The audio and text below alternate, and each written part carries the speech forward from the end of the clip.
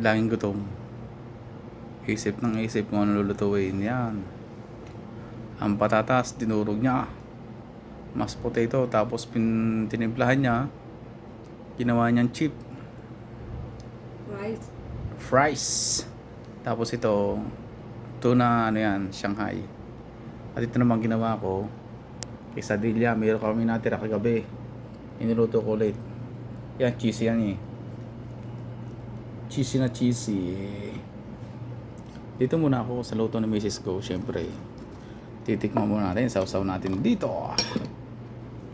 It's a taste.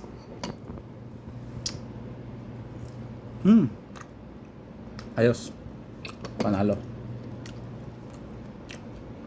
Then ito naman, tuna Shanghai.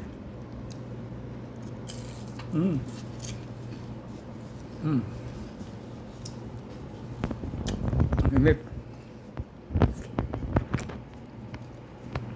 Then ito naman titingnan natin. Kaso ano siya? Basa.